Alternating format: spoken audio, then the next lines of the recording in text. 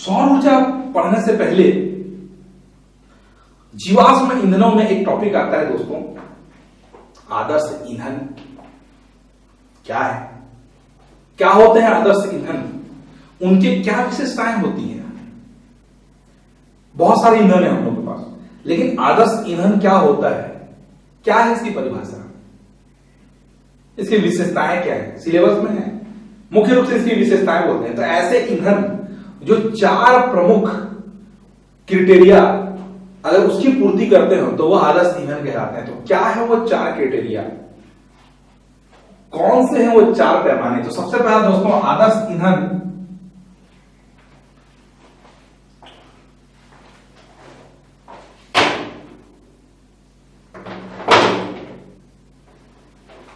वे होते हैं आदर्श ईंधन। सबसे पहला जिनके प्रति एकांक द्रव्यमान यानी कि प्रति एकांक द्रव्यमान या बोलिए या प्रति एकांक आयतन में अधिकतम ऊर्जा, यानी कि सबसे पहला एकांक द्रव्यमान में अधिकतम ऊर्जा। क्या है इसका मतलब दोस्तों, यानी कि अगर उसका मैं एकांक द्रव्यमान लूं तो उसकी ऊर्जा अधिक से अधिक हो, जितनी ज्यादा हो सके, अधिक से अधिक जितना होता है उतनी हो, तो उसको बोलते हैं आदर्श ईंधन। पहला क्राइटेरिया। इतने में ही मत रुकिए, जरूरी नहीं कि ये क्राइटेरिया पूरे हो तो आदर्श ईंधन कहलाएगा, ऐसा नहीं। दूसरा क्राइटेरिया ये कि वो आसानी से उपलब्ध भी होना चाहिए।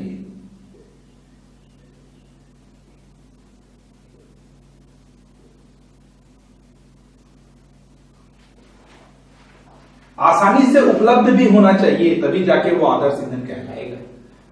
2 क्राइटेरिया पूरा किया, क्या आदर्श ईंधन कहलाएगा? नहीं। अभी तीसरा भी है। तीसरा यह है दोस्तों कि उसके परिवहन में आसानी हो।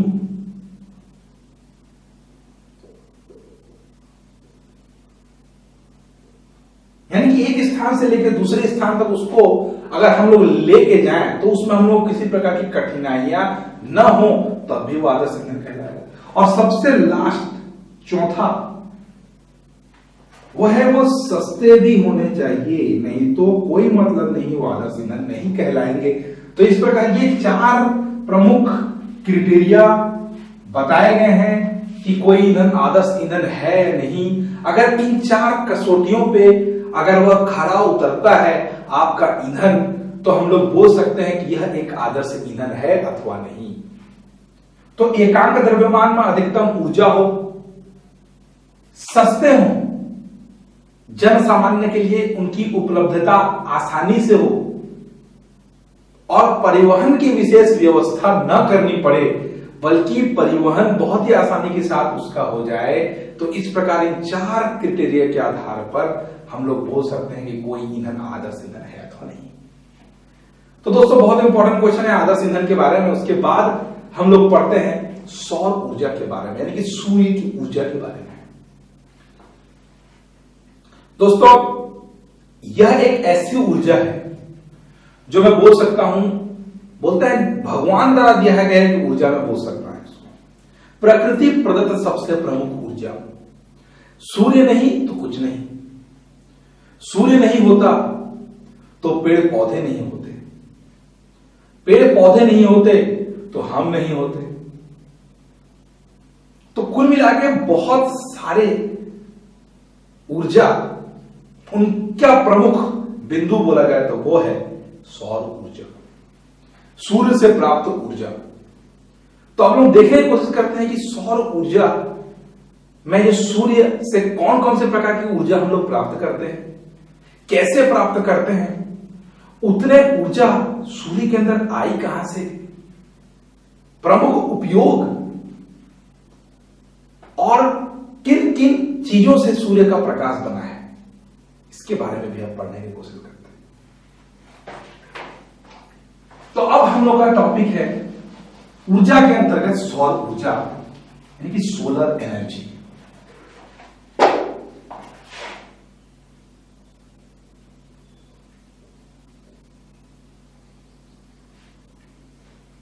सौर ऊर्जा।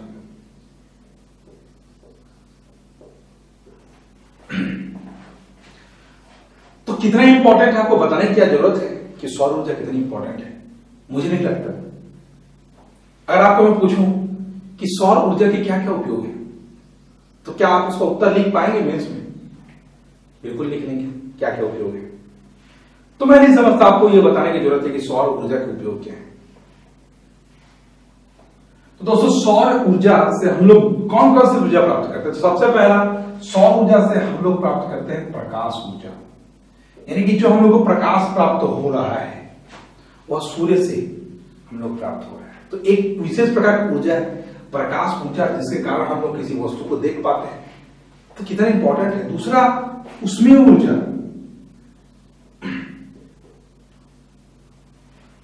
सौर ऊर्जा के बाद है उष्मीय ऊर्जा, जिससे हम लोग को ऊष्मा प्राप्त होती है, जिससे हम लोग किसी पदार्थ को गर्म कर सकते हैं, जिससे हम लोग कपड़े सुखा सकते हैं, जिससे हम लोग ठंड से बच सकते हैं। तो ये है उष्मीय ऊर्जा।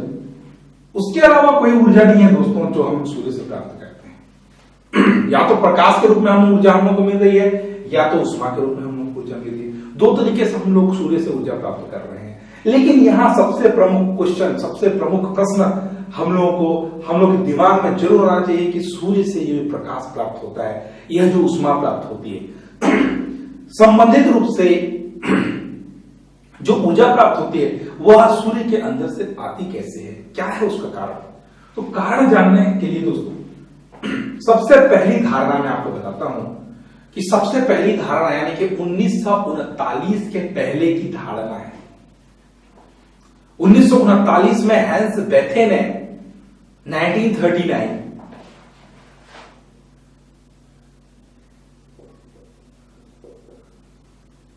हैंस बेथे एक वैज्ञानिक है जिन्होंने सूर्य के अंदर ऊर्जा का पता लगाया, क्यों सूर्य के अंदर इतनी ऊर्जा उत्पन्न हो रही है।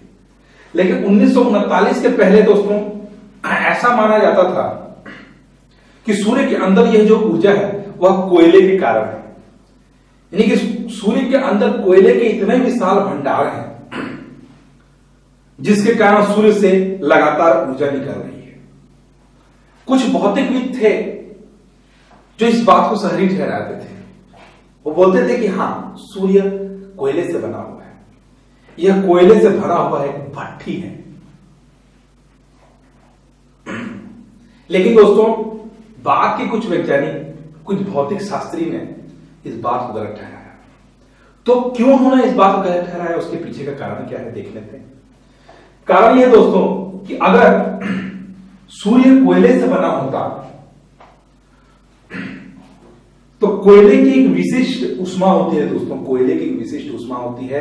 यानी कि कोयला एक निश्चित मात्रा में ही ऊर्जा देता है, जिसको हम लोग कैलोरी से नापते हैं। सूर्य का द्रव्यमान दोस्तों 10⁻29 टन के लगभग है। 10⁻29 टन के लगभग है।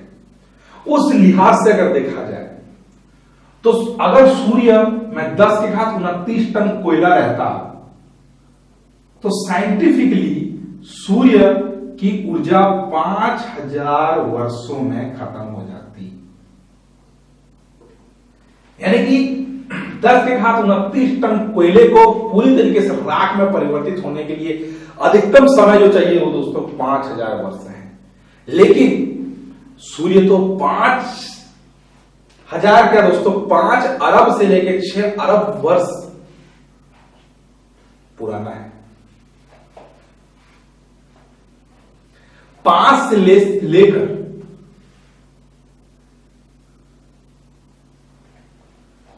सोच सकते हैं आप कितने पुराना सूर्य है, इतने सालों से लगातार प्रकाशमान है, ऊष्मा उत्पन्न कर रहा है। तो हम कैसे कह सकते हैं कि यह कोयले से बना हुआ है? तो यह पूरी तरीके से गलत साबित हो गया दोस्तों कि सूर्य जो है वह कोयले से बना हुआ है, कोयले के थ्रू ऊर्जा उत्पन्न हो रहा है। तो अगर कोयला नहीं तो क्या? यह सबसे पहला वाला प्रैक्टिकल था जिसके थ्रू यह बताया गया कि सूर्य जो है कोयले से नहीं बना है। दूसरा ऐसा माना जाता था कि सूर्य, अब दूसरा प्रैक्टिकल मैं आपको बताता हूं, वो है विकिरण वाला प्रयोग। दूसरा विकिरण का प्रयोग। दोस्तों विकिरण का प्रयोग क्या कहता है उसके बारे में भी आपको बताता हूं मैं, कि जब किसी पदार्थ को या किसी वस्तु को गर्म किया जाता है तो उससे विकिरण उत्सर्जित होते हैं। विकिरण, इन विकिरण के परास को हम लोग स्पेक्ट्रम बोलते हैं। विकिरण का जो परास होता है उसको स्पेक्ट्रम बोला जाता है। स्पेक्ट्रम, तो हर पदार्थ का अलग स्पेक्ट्रम होता है। आप हीरे को गर्म करेंगे, आप कोयलों को गर्म करेंगे, अलग अलग पदार्थ को गर्म करेंगे तो उनका स्पेक्ट्रम भी अलग अलग ही होता है। तो क्यों ना हम लोग सूर्य के प्रकाश का, यानी कि सूर्य की जो विकिरण है उसका प्रैक्टिकल इस आधार पर करें, तो हम लोग को पता चल जाएगा, उस विकिरण के आधार पर पता चल जाएगा कि सूर्य से जो विकिरण आ रहा है वो कौन से पदार्थ से आ रहा है। बहुत अच्छा दिमाग है दोस्तों। तो जब यह प्रैक्टिकल एक्चुअल में किया गया तो हम लोग को पता चला कि सूर्य में हाइड्रोजन, हीलियम और कुछ भारी पदार्थ उपस्थित हैं। पहला हाइड्रोजन, फिर हीलियम और एक भारी पदार्थ। तो हाइड्रोजन उसमें दोस्तों 75% हाइड्रोजन मिला, 25% इसको बोलते हैं 24 समथिंग परसेंट उसमें हीलियम मिला, 2He4 1H1। और भारी तत्वों में क्या क्या मिला, तो ऑक्सीजन मिला, मैग्नीशियम मिला, नाइट्रोजन मिला, सिलिकॉन मिला और लोहा भी मिला दोस्तों।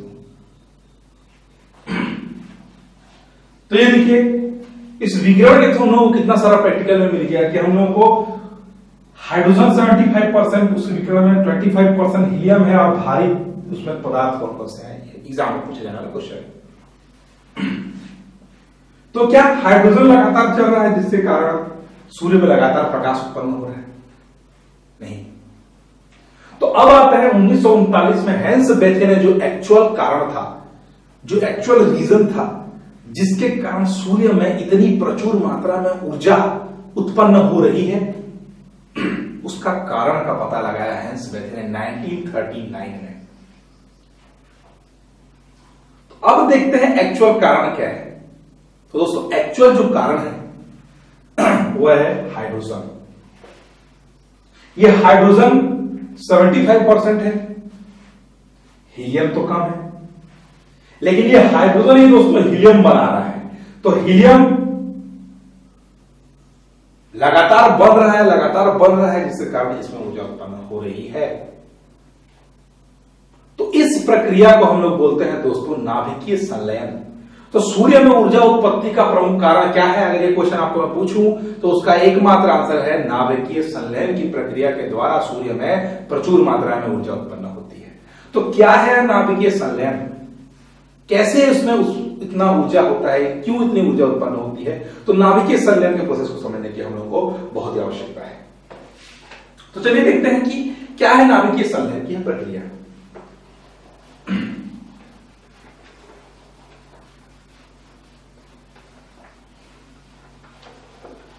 तो 1939 में नाभिकीय संलयन की प्रक्रिया के द्वारा पता लगाया कि हैंस बेथे है। तो नाभिकीय संलयन दोस्तों आपको बस समझना है, सुनना है, नाभिकीय संलयन होता क्या है।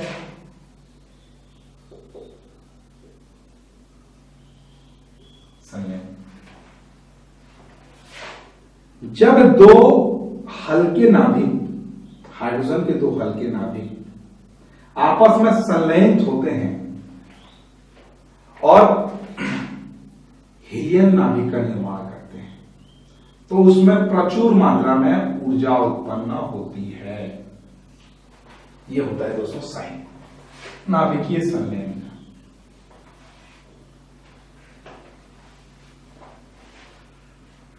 यानी कि जब दो या दो से हल्के नाभिक आपस में संलयित होकर एक भारी नाभिक का निर्माण करते हैं तो इस प्रक्रिया में अत्यधिक मात्रा में ऊर्जा उत्पन्न होती है और इस ऊर्जा के कारण ही सूर्य में इतनी प्रचुर मात्रा में ऊर्जा उत्पन्न हो रही है और इस प्रक्रिया को ही नाभिकीय संलयन बोलते हैं। तो वो कौन से दो हल्के नाभिक है? तो वो है हाइड्रोजन 1H1 + 1H1 H2He4 यानी हीलियम बन रहा है और प्रचुर मात्रा में ऊर्जा उत्पन्न हो रही है। और यही ऊर्जा दोस्तों सूर्य में ऊर्जा उत्पत्ति का प्रमुख कारण है। तो बस आपको यही बताना है कि नाभिकीय संलयन की प्रक्रिया क्या है, उसके सूत्र के थोड़ा बता सकते हैं। खोज किसने की थी उसकी, तो 1939 में हैंस बेथे ने की थी। तो ये सब चीजें दोस्तों आप लोगों को जानने की बहुत ज्यादा आवश्यकता है। तो नाभिकीय संलयन की प्रक्रिया के द्वारा सूर्य में इतनी ऊर्जा उत्पन्न होती है, यह फाइनल हो गया लास्ट में 1939 से। अब यह सब लोगों को पता चल गया है। तो दोस्तों इतनी ज्यादा ऊर्जा उत्पन्न हो रही है, यहां से प्रकाश आ रही है, सूर्य से प्रकाश जो है पृथ्वी पर आ रही है। अब हम लोग देखते हैं कि सूर्य के प्रकाश जो है वह किन किन किरणों से मिलकर बना होता है, कौन कौन से ऐसे किरण हैं जिससे सूर्य का प्रकाश बना हुआ है। तो अब इसको मिटाता हूं मैं।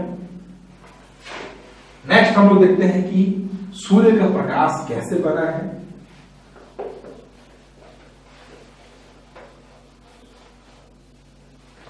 बहुत इंपॉर्टेंट है दोस्तों।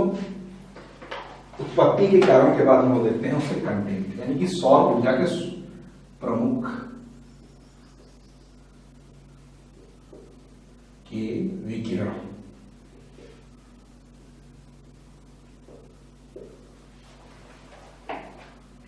दोस्तों जब प्रैक्टिकल किया गया, सूर्य से जो हम लोग को ऊर्जा प्राप्त होती है, सूर्य से जो हम लोग को प्रकाश प्राप्त होता है वह सफेद रंग का होता है। आप लोगों को बताने की जरूरत नहीं है, सफेद रंग का दिखता है वो। लेकिन एक्चुअल में दोस्तों जब सूर्य का प्रकाश वर्षा की बूंदों के साथ टकराता है तो इंद्रधनुष का निर्माण होता है। बहुत ही सुंदर दृश्य। तो दोस्तों ये एक ऐसी परिघटना थी जिसने हमें यह बताया कि सूर्य का प्रकाश 7 रंगों से मिलकर बना होता है, क्योंकि इंद्रधनुष में 7 रंग होते हैं। तो यह जो एक प्राकृतिक प्रोसेस था, प्राकृतिक एक परिघटना थी, जिसमें सूर्य का प्रकाश जब वर्षा के बूंदों से टकराता है तो वह 7 रंगों में डिवाइड हो जाता है। अलग अलग परास के अलग अलग तरंग दैर्ध्य के ये 7 रंग होते हैं। लेकिन जब एक्चुअल में फिजिकली अगर कोई व्यक्ति इसको करना चाहे तो वो कैसे करे? तो उसके लिए दोस्तों उसको सिर्फ आवश्यकता पड़ेगी एक प्रिज्म की। एक प्रिज्म जिसमें जब हम लोग प्रकाश के किरण को प्रवाहित करते हैं तो यह अपने अवयवी 7 रंगों में डिवाइड हो जाता है।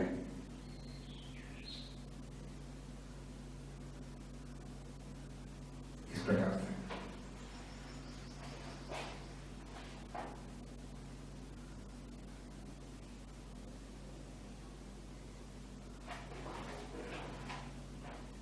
तो उसमें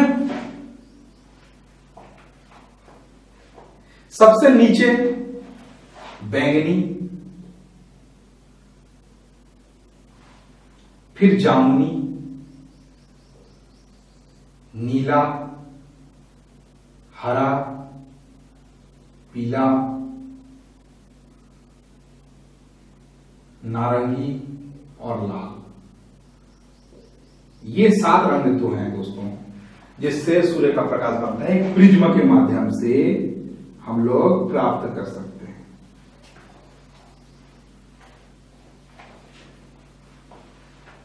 तो ये तो हम लोग देखेंगे दोस्तों। तो ये जो जितने भी किरणें हैं उसको हम लोग को दिखाई देती हैं, इसलिए इसको दृश्य प्रकाश बोलते हैं। दृश्य प्रकाश। तो इस प्रकार मैं बोल सकता हूं कि सूर्य का प्रकाश 3 प्रकार के विकिरणों से मिलकर बना होता है। सबसे पहला दृश्य, यानी कि जो दिखाई देता है, और दूसरा होता है दोस्तों अदृश्य, जो दिखाई नहीं देते हैं। तो दृश्य में तो दोस्तों जैसे कि हमने बताया कि बेजानी है पी नाला, विथ जॉय के थ्रू भी आप इसको याद सकते हैं। तो दृश्य प्रकाश 7 रंगों से मिलकर बना होता है। बे, जा, नी, हा, पी, ना और ला। ये हिंदी मीडियम वाले बेजानी है पी नाला दृश्य प्रकाश। डिटेल में देखेंगे हम लोग। अदृश्य प्रकाश में दो प्रकार के प्रकाश इसमें होते हैं, एक होता है पराबैंगनी किरण अल्ट्रावायलेट, और दूसरा होता है अवरक्त इंफ्रारेड।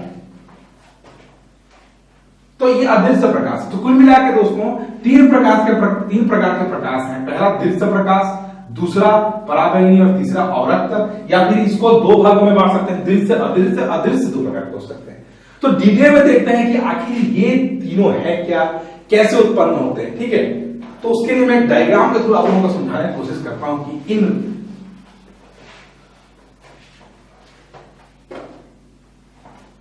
सबसे पहले मैं इस तरह से एक डायग्राम बना देता हूं।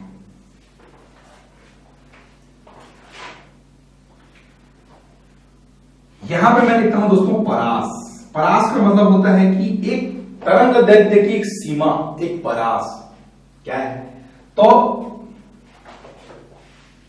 इसको इस स्टेप से मैं यहां बता देता हूं। ठीक है दोस्तों, तो सबसे पहला यहां पे मैं लिखता हूं 1 इंटू 10⁻⁻8 मीटर परास। ये तरंग दैर्ध्य का परास है दोस्तों। ठीक है, यहां पे मैं लिखता हूं 4 इंटू 10⁻⁻7 मीटर। यहां लिखता हूं मैं 7 इंटू 10⁻⁻7 मीटर। और लास्ट में मैं यहां पे लिखता हूं, दिखाई दे रहा है? हाँ, लास्ट में यहां लिखता हूं दोस्तों 1 इंटू 10⁻⁻4 मीटर। इतने एक परास में पहले आप इसको बांट दीजिए, डायग्राम को आप बांट दीजिए इसको। तो इसमें दोस्तों ये जो है यहां से लेकर यहां तक का जो परास है उसको हम लोग बोलते हैं पराबैंगनी, जिसका तरंग दैर्ध्य बहुत ही कम होता है। यानी कि बै जा नी ह पी ना और ला, ये जो रंग है दोस्तों उसमें इस 7 रंगों के नीचे जो है वह अल्ट्रावायलेट रहता है। यानी कि पराबैंगनी किरण इसके नीचे होते हैं और इसके ऊपर होते हैं दोस्तों अवरक्त विकिरण, जिनका परास होता है 4 इंटू 10⁻⁻7 से 7 इंटू 10⁻⁻7। इसको बोलते हैं अवरक्त या फिर इंफ्रारेड। तो ये डायग्राम आप अच्छे से याद रखिए, आपको अच्छे से समझ आ जाएगा। और लास्ट में ये जो है वो है दृश्य प्रकाश। 7 इंटू 10⁻⁻7 से लेके 1 इंटू 10⁻⁻4 तक दृश्य प्रकाश। तो कुल मिला के 3 भागों में बांट दिया प्रकाश की किरणों को। तो उसमें पराबैंगनी किरण जो है 6% होते हैं। सूर्य प्रकाश में 6% पराबैंगनी होते हैं, 60% उसमें अवरक्त होते हैं दोस्तों। और बाकी 6 और 7 में 66, बाकी बचे 34% उसमें होता है दृश्य प्रकाश। तो ये एक हिसाब से मैं इसको अंतर भी बोल सकता हूं, इन तीनों किरणों में क्या अंतर है, या फिर इसको आप विशेषता के रूप में भी देख सकते हैं। पराबैंगनी, अवरक्त, दृश्य 6%, दहान 60% और 34%। और क्या अंतर, ये पहला अंतर देख सकते हैं हम। दूसरा अंतर, तीसरा अंतर में क्या बोल सकता हूं बताइए। तीसरा अंतर ये दोस्तों ये अदृश्य है, ये दिखाई नहीं देते हैं। ये भी तो अदृश्य है, ये भी दिखाई नहीं देते हैं। और ये लेकिन दृश्य है दोस्तों, क्योंकि इसमें 7 रंग जो है दिखाई देते हैं। जब प्रकाश पढ़ेंगे तो इन 7 रंगों के बारे में हम लोग बहुत ही डिटेल से चर्चा करेंगे, इनके तरंग दैर्ध्यों के बारे में डिटेल से चर्चा करेंगे, इनके आवृत्ति के बारे में डिटेल से चर्चा करेंगे। अभी यह टॉपिक इस क्लास के लिए नहीं है। बाकी आपको बस इतना याद रखना है कि दृश्य प्रकाश में 7 रंग होते हैं और उसका परास आपको मैं बता रहा हूं। सूर्य के प्रकाश के बारे में हम लोग बात कर रहे हैं। तो अदृश्य प्रकाश के बाद चौथा नंबर क्या बोल सकते हैं कि पराबैंगनी किरण ओजोन परत के द्वारा अवशोषित किए जाते हैं। ओजोन परत द्वारा अवशोषण,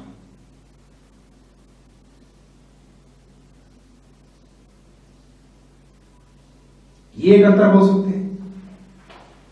अवरक्त विकिरण जो होते हैं वह वायुमंडल में जो वाष्प कण होते हैं, वाष्प कण और जो कार्बन डाइऑक्साइड होता है उसके द्वारा अवशोषित कर लिए जाते हैं,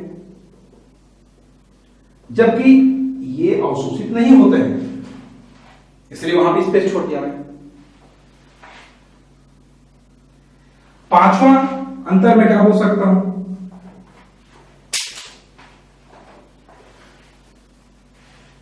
क्या बोला जा सकता है आखिर ये पांचवा अंतर?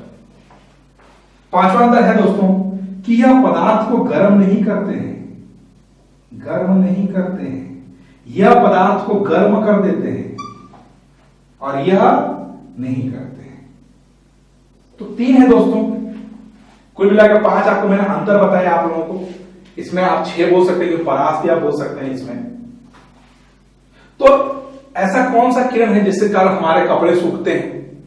अवरक्त विकिरण, क्योंकि ये गर्म करता है। आपको यहां पे कॉमन सेंस लगाना है आप लोगों को, क्योंकि इस डायग्राम में जितना भी हो सके मैंने आपको बता दिया है इस टॉपिक के बारे में कि सूर्य के प्रकाश में कौन कौन से विकिरण होते हैं। सारे विकिरणों के बारे में मैंने इस क्लास में बताया यहां पे। तो दोस्तों सूर्य का प्रकाश में अगर 100% सूर्य का प्रकाश पृथ्वी पर आ रहा है तो उसमें से सिर्फ 47% ही हम लोगों के पास आ पाता है। बाकी या तो वातावरण में उपस्थित वाष्प कण या फिर ओजोन परत या फिर कार्बन डाइऑक्साइड जैसे अन्य गैसों के द्वारा अवशोषित कर लिए जाते हैं। सिर्फ 47% ही हम लोगों को सूर्य का प्रकाश हम लोगों को प्राप्त होता है। तो पराबैंगनी किरणें जो कि ओजोन परत के द्वारा अवशोषित कर लिए जाते हैं वो हमारी सुरक्षा के लिए है दोस्तों, क्योंकि पराबैंगनी किरणें बहुत ही खतरनाक किरणें होती हैं जिसके कारण हम लोगों को ऐसे ऐसे रोग हो जाते हैं जिससे हमारा शरीर जो है पूरी तरीके से विकसित नहीं हो पाता, अपंग पैदा होंगे व्यक्ति, शरीर जल भी सकता है। तो कुल मिलाकर पराबैंगनी किरणें जो है बहुत ही खतरनाक होती हैं। ओजोन परत द्वारा पराबैंगनी किरणों से पृथ्वी की रक्षा की जाती है, परंतु वातावरण में उपस्थित कुछ ऐसे हानिकारक गैस है जैसे CFC है, क्लोरोफ्लोरोकार्बन है, ठीक है, कुछ ऐसे बहुत सारे ऐसे गैसेस हैं जो कि कारखाने से निकलते हैं और वो पराबैंगनी किरणों को लगातार जो है हानि पहुंचा रहे हैं। साथ ही साथ प्रकृति में जो पेड़ पौधे हैं उस पेड़ पौधों के लगातार कटाई के कारण भी हमारा वातावरण अशुद्ध होता चला जा रहा है, जिसके कारण ओजोन परत छिद्र होता चला जा रहा है। तो बहुत सारे ऐसे कारण हैं जिसके बारे में पर्यावरण में हम लोग पढ़ेंगे। तो यहां तक के लिए बस इतना ही। सौर ऊर्जा में आज हम लोगों ने जो भी टॉपिक पढ़ा बहुत ही इंपॉर्टेंट है दोस्तों। आप लोगों में अगले क्लास में सौर ऊर्जा के प्रमुख उपकरणों के बारे में देखेंगे, कौन कौन से वो प्रमुख उपकरण हैं, क्योंकि सिलेबस को कवर करना ही हम लोगों को। बहुत सारे टॉपिक है अभी मेंस में बताने मुझे अभी हैं आप लोगों को। तो आज हम लोगों ने क्या क्या पढ़ा? सबसे पहले हम लोगों ने पढ़ा ऊर्जा के स्रोतों के बारे में, ऊर्जा के बारे में, ऊर्जा संरक्षण के नियम के बारे में, सौर ऊर्जा के बारे में और सौर ऊर्जा के प्रमुख विकिरणों के बारे में। सौर ऊर्जा से रिलेटेड बहुत सारे जो उपकरण जैसे कि सौर सेल है, सौर पैनल है, उसके बारे में भी हम लोग चर्चा करेंगे। तो आज की वीडियो में बस इतना ही दोस्तों। नेक्स्ट एपिसोड में फिर से मिलते हैं एक नए टॉपिक के साथ। इसी सौर ऊर्जा को आगे कंटिन्यू करेंगे। तो नेक्स्ट टॉपिक में हम लोग फिर से मिलने की कोशिश करते हैं। तब के लिए आप लोगों के लिए मैं यह बोलना चाह रहा हूं कि अच्छे से तैयारी करें। जितना भी मैं आपको टॉपिक बता रहा हूं उससे ज्यादा पढ़ने की जरूरत नहीं है। हाँ, बस एक चीज है कि मेंस का जब कोई क्वेश्चन पूछा जाता है दोस्तों, तो एक ही क्वेश्चन को या तो आपको 2 नंबर के लिए पूछा जाएगा, उसी क्वेश्चन को 4 नंबर के लिए, उसी क्वेश्चन को 8, 20 इस प्रकार से अलग अलग नंबर से पूछा जा सकता है। तो आपको बस एक ही चीज को बार बार लिखने की आवश्यकता है। अलग अलग तरीके से आप इसको लिख सकते हैं। तो ये आप लिख के प्रैक्टिस कर सकते हैं। एक छोटा सा क्वेश्चन जब 2 नंबर का आपको क्वेश्चन पूछा जाएगा एग्जांपल के तौर पे, अगर आपको पूछा जाए कि सूर्य प्रकाश में कौन कौन से विकिरण होते हैं, तो आप सिंपली 2 नंबर का क्वेश्चन है तो आप 2 नंबर के लायक उसको बना सकते हैं। अगर आपको पूछे सूर्य प्रकाश में जो किरण मिलते हैं उसके अंतर लिखिए, तो 4 नंबर का सवाल। तो इसी प्रकार दोस्तों मेंस में बहुत सारे क्वेश्चन आते हैं। तो आप लोगों को बस अपने दिमाग लगाकर एक छोटे क्वेश्चन को बड़ा बनाया जा सकता है, बड़े क्वेश्चन को छोटा बनाया जा सकता है। तो वो मैं आपके ऊपर छोड़ता हूं दोस्तों। नेक्स्ट मिलते हैं एक नए वीडियो के साथ। आपका दोस्त और होस्ट सरगम गुप्ता एक नए टॉपिक से मिलते हैं। तो तब तक के लिए गुड बाय।